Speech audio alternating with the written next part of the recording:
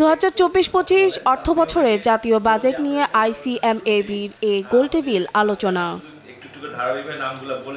আলোচনায় আর্থিক ও মুদ্রানীতিতে সূক্ষ্ম সমন্বয় এবং সঞ্চয়ে উৎসাহিত করা, করের আওতা বাড়ানো, রিজার্ভ বৃদ্ধি ও পণ্যমূল্য নিয়ন্ত্রণের গুরুত্ব উঠে আসে।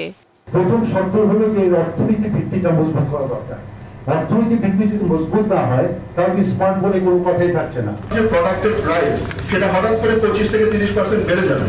আমি কম্পিটিটিভনেস থাকবো এবং বিদেশের অন্যান্য কোম্পানির সাথে এমনি আমরা কম্পিট করে পারি না। হেলথ সেক্টরের একটা স্বল্প মেয়াদী দীর্ঘমেয়াদী একটা পরিকল্পনা দরকার সরকারের পক্ষ থেকে এবং বিজনেস কমিউনিটির পক্ষ থেকেও।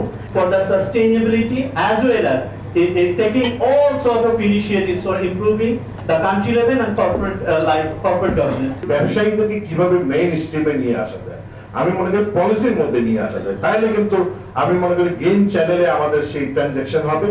মেগা প্রজেক্ট যেগুলো হয়েছে এগুলো যদি আমরা দুই একটা বাদ দিয়ে শুধু শিক্ষায় একটা মেগা প্রজেক্ট নিতে পারতাম, শিক্ষায় এখনো মাননীয় প্রতিমন্ত্রী চরম দুরবস্থা আমাদের প্রাথমিক এবং মাধ্যমিক শিক্ষা ব্যবস্থায়। কিছু সমবায় আছে, মৎস্য সমবায়, তাদের ওখানে আপনারা গেলে দেখবেন তারা কিন্তু কোটি টাকার ব্যবসা করে ক্যাশ টাকা, কিন্তু এইটা কোনো ফর্মাল সেক্টর, কোনো ব্যাংকিং সেক্টর আসে না, তারা কিন্তু ট্যাক্সের এটার আওতায় বাইরে।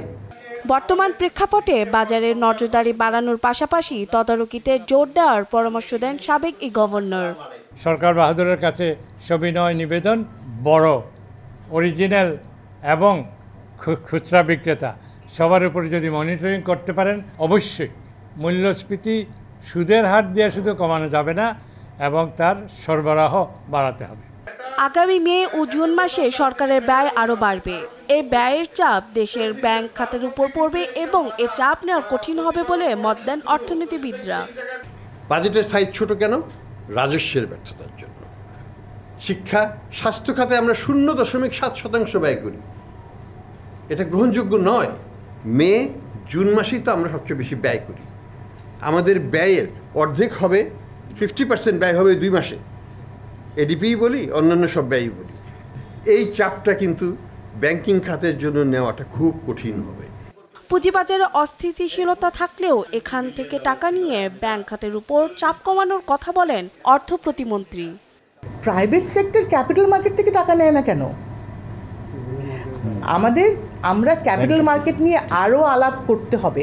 সব কিছুর দায়ভার ব্যাংকিং সিস্টেমে চাপিয়ে দেওয়াটা মনে হয় ঠিক না। আমাদের ইকোনমিতে এটা একটা, আমার মনে হয় একটা ড্রব্যাক। সব কিছু আমরা ব্যাংকিং সিস্টেমের উপরে চাপাচ্ছি। বিশ্বব্যাপী নানা চ্যালেঞ্জের প্রেক্ষাপটে আগামী বাজেটে সরকারি স্পষ্ট নির্দেশনা চান আলোচকরা। আমেনা প্রণামী, দেশ টিভি, ঢাকা।